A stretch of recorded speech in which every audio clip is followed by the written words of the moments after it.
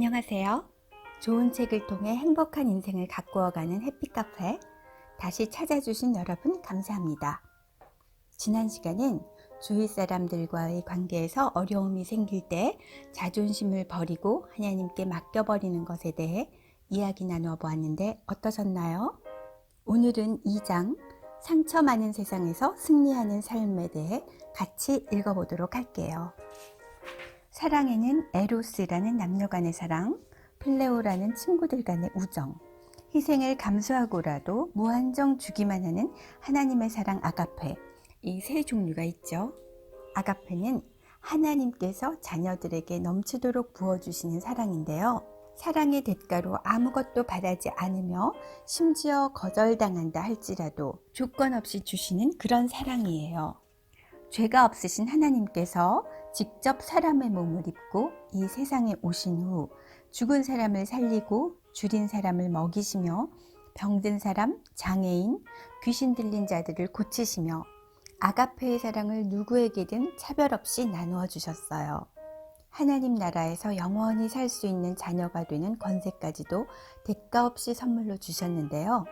그런데 아무도 예수님을 제대로 알아보지 못하고 그 사랑에 보답하지도 못하고 심지어 3년간이나 함께 데리고 다니시며 먹이시고 가르치신 제자들조차 모두 예수님을 버리고 십자가에 못 박혀 돌아가실 때 외면하였어요. 그러나 그때조차 예수님은 그들을 조건 없이 용서하셨어요. 예수님이 그렇게 할 수 있었던 것은 이렇게 예수님의 사랑과 희생의 씨앗을 뿌렸기 때문에 결국은 그들이 예수님을 사랑하고 또 전할 것을 이미 알고 계셨기 때문이죠. 여기서 비비어 목사님의 경험도 잠깐 들어보기로 해요. 오래전에 어떤 사람에게 모든 방법을 동원하여 사랑하고 감싸려고 애쓴 적이 있으셨대요. 하지만 사랑으로 손을 내밀 때마다 그 사람은 비난과 무례한 행동으로 목사님을 거부했어요. 몇 달 동안이나 이런 일이 계속되다 보니 어느 순간 목사님은 질리고 마르셨대요. 그래서 하나님, 저는 할 만큼 했습니다. 사랑을 줄 때마다 험악한 분노만 제게 쏟아졌잖아요. 이제 더 이상은 할 수 없어요. 이렇게 하나님께 불평하며 포기하셨대요.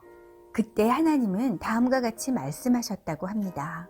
자기의 육체를 위하여 심는 자는 육체로부터 썩어질 것을 거두고 성령을 위하여 심는 자는 성령으로부터 영생을 거두리라. 우리가 선을 행하되 낙심하지 말지니 포기하지 아니하면 때가 이름에 거두리라. 갈라디아서 6장 8절에서 9절 말씀이군요. 자, 우리는 하나님의 사랑을 심으면 하나님의 사랑을 거두게 된다는 중요한 사실을 기억하면 좋겠어요.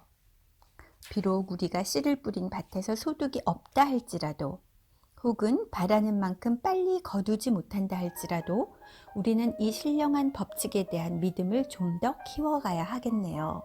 천지를 창조하시고 역사를 주관하시며 지금도 살아계셔서 우리의 모든 생사화복을 주관하시는 하나님을 정말 믿는다면 최선을 다해 선행을 하고 그 사랑의 열매를 언제까지든 기다릴 수 있겠죠? 그래서 목사님은 더 이상 그 사람에게 보내는 사랑에 보답받지 못하더라도 그것을 실패로 받아들이지 않게 되셨대요. 성령을 위하여 심는 자는 성령으로부터 영생을 거두리니 선을 행하되 낙심하지 말고 포기하지 아니하면 때가 이름에 거두리라. 이 말씀을 진리로 믿게 되자 그 사람을 더욱 사랑할 수 있게 되셨다고 하는군요. 우리는 대개 기대가 충족되지 못할 때 쉽게 실망해버리는 이기적인 사랑을 하죠. 하지만 우리 마음의 중심을 보시며 천국에서 상급을 주실 예수님을 믿는다면 이 세상에선 어떤 기대나 보답도 필요 없어요. 세상에서 사람들에게 칭찬이나 보답을 미리 받지 않아야 하늘의 상급이 더 커질 것이니까요. 제 친구에게는 남매가 있는데요.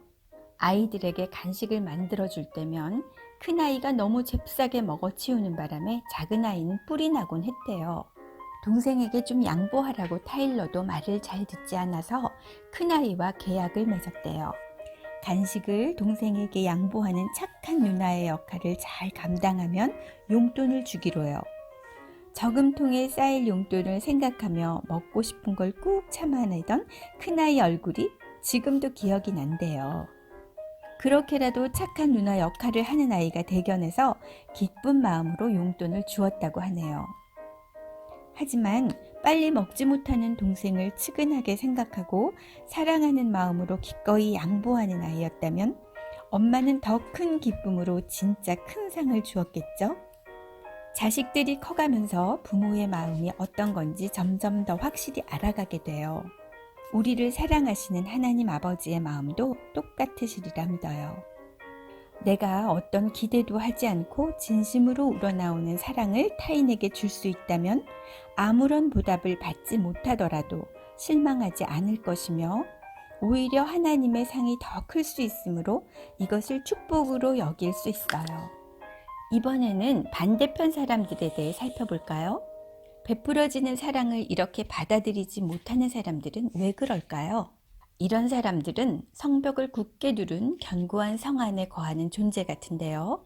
우리가 타인으로부터 상처를 입게 될 때마다 우리 마음을 스스로 보호하고 앞으로 더는 어떤 상처도 받지 않기 위해 마음에 벽을 쌓아가기 때문이에요.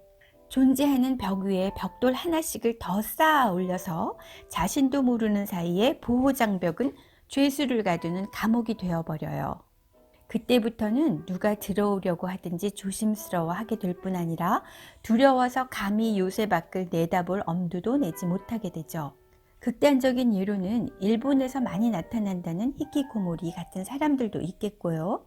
정신병원이라는 실제 감옥에 갇혀있는 사람들도 있겠군요. 하지만 점점 더 혼밥이나 혼술을 즐기게 되는 요즘의 우리도 이런 요새를 쌓아 나가고 있는 것은 아닐까요? 이렇게 자기만의 요새를 쌓아나가는 형제나 자매에게 사랑으로 다가가는 것은 견고한 성을 함락시키는 것만큼 어려워요. 하지만 상처받는 위험을 무릅쓰지 않는다면 조건 없는 사랑을 줄 수 없겠죠? 조건 없는 사랑이란 대가를 구하지 않는 거니까요. 얼마 전에 블라인드 사이드라는 영화를 보았는데요. 미국의 프로 미식축구 리그 선수인 마이클 오어의 실화를 바탕으로 만든 영화였어요. 추운 날밤 얇은 옷을 걸친 채 갈 곳이 없어 헤매는 흑인 남자 아이를 보고 그저 불쌍한 마음으로 집에 데려와 재워주면서 시작되는 부유한 백인 크리스찬 엄마의 스토리는 정말 감동이었어요. 190cm의 키와 140kg라는 몸무게를 가진 흑인 남자. 청소년의 나이긴 하지만 연약한 백인 여자로서는 선뜻 손 내밀기가 어려울 수도 있을 것 같은데요. 호화로운 대저택엔 훔쳐갈 물건도 많았고 예쁘고 어린 딸과 아들까지 있는 이 가정을 그 흑인 아이에게 다 내어주고 사랑으로 가족이 되어주는 마음은 정말 대가 없이 아낌없이 주시는 하나님의 마음 그대로였어요. 마이클 오어는 자신을 사랑하고 믿어주는 이 백인 엄마와 가족을 위해 여러 가지 어려움을 이겨내고 최고의 미식축구 선수가 되지요. 정말 감명 깊게 보았습니다. 이스라엘 성지에는 두 개의 바다가 있어요. 갈릴리 바다는 자유롭게 물이 유입되고 유출됩니다. 여기에는 아주 풍부한 생명체가 가득하고 다양한 종류의 물고기와 바다 식물들이 살지요. 갈릴리 바다의 물은 요르단 강을 경유하여 사해로 들어가요. 사해는 오직 물을 받아들이기만 할 뿐 물을 흘려보내지는 않는데요. 그래서 물고기나 바다 식물들이 살지 못해요. 갈릴리 바다에서 유입된 살아있는 물은 사해의 축적된 물과 섞이면서 점점 죽어간답니다. 이처럼 생명은 정체된 곳에서는 버티지 못해요. 자유롭게 흘러야만 하죠. 실족한 그리스도인들은 생명력을 받아들이기는 하지만 두려움 때문에 빗장을 열고 방출하지는 못하는 상태라고 해요. 결과적으로 들어온 생명력조차 상처라는 감옥과 두꺼운 벽 속에 힘없이 고이고 말아요. 신약 성경에서는 이러한 벽들을 견고한 진이라고 묘사하고 있어요. 우리의 과거 상처들, 거부당했던 일, 이런저런 경험들로 만들어 놓은 자기만의 필터를 통해 우리에게 주신 말씀들을 걸러내게 되면 하나님을 믿는 것이 불가능해진답니다. 즉 우리는 전능하신 하나님의 약속을 믿지 못하게 되는 것이죠. 살아가면서 경험하는 사람들과의 관계를 통해 기준을 정하게 되고 그에 따라 그분을 판단하기 때문에 그분의 선하심과 성실하심을 의심하게 돼요. 하지만 하나님은 연약한 사람이 아니시죠. 그분은 거짓을 모르시고 그분의 방식은 우리 사람들과 다르고 생각하시는 것도 우리와 다르세요. 우리 모두는 형제자매를 사랑하지 못하면서 입술로는 그리스도를 구주라고 고백하죠. 사랑의 열매를 맺지 못하고 진리가 아니라 기만과 위선이 가득 담긴 쓴 물만 뿜어내는 죽은 셈이 되고 마는 것이에요. 왜 우리는 이런 사랑의 법칙에 따라 살 수 없는 것일까요? 그 이유는 우리 안에 사랑이 식었기 때문이에요.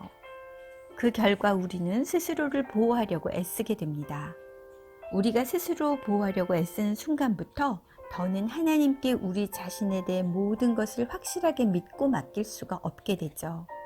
예수님은 아무 죄도 없이 십자가에 못 박히는 부당한 일을 당하셨을 때조차 오히려 저들의 죄를 용서해 달라고 기도드리셨습니다.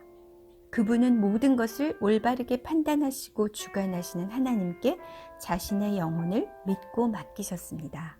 우리는 사람을 신뢰하며 의지하지 말고 하나님을 신뢰하고 의지해야 합니다. 많은 사람들이 하나님을 그저 우리에게 좋은 것만 공급해 주시는 분으로 생각하고 입술로만 경배합니다. 그래서 그들은 아직도 사실은 고아처럼 살아가고 있는 것이에요. 그들은 입술로만 예수님은 나의 주님이시며 하나님이십니다 라고 고백하지만 자신들의 삶을 자기 두 손에 꽉 움켜쥐고 놓지 않습니다. 하지만 하나님은 그분을 믿고 그분의 방법대로 우리 삶을 변화시키고자 노력할 때에만 우리에게 위대한 승리를 안겨주시겠다고 약속하셨어요. 그래서 다른 사람과의 관계에서 상처받고 시험에 들 때 원망과 분노가 우리의 영혼을 점령하지 못하도록 약속의 말씀과 기도로 믿음의 선한 싸움을 싸워야 합니다. 이것은 하나님께서 이미 승리를 보장해 놓으신 삶입니다. 오늘의 메시지는 하나님께 모든 것을 의지하며 하나님께로부터 받는 무조건적이고 무제한적인 사랑을 우리도 다른 사람들에게 무조건적이고 무제한적으로 흘려보내서 하나님의 자녀로 생명력 있게 살아가라 하는 말씀인데요. 어떠세요? 억울했던 일들이 있으셨다면 좀 마음이 풀리셨나요? 제가 친절을 베풀었는데도 저에게 호의적이지 않는 몇몇 지인들 때문에 늘 기분 하늘에 먹구름이 한두 개 흘러가고 있었는데요. 그들을 사랑으로 품을 때 기뻐하시며 대신 베풀어 주실 친절을 상상해 보니 이제는 화창한 파란 하늘이 될 것 같네요. 그리고 또 더 큰 것 한 가지는 저에게 금전적으로 손해를 끼치고 사라져버린 몇몇 사람들 때문에 속상했었는데요. 이제 더 이상 속을 끓이지 않고 그들을 이해하기로 결심했어요. 어려운 상황이 있었겠죠. 그들을 이해하는 저의 마음을 지켜보시다가 천국에서 하나님이 더 큰 상급으로 갚아주신다면 상상만으로도 행복해지네요. 그럼 다음 장에서는 어떤 내용으로 여러분을 찾아올지 기대해 주시고요. 다시 만날 때까지 안녕!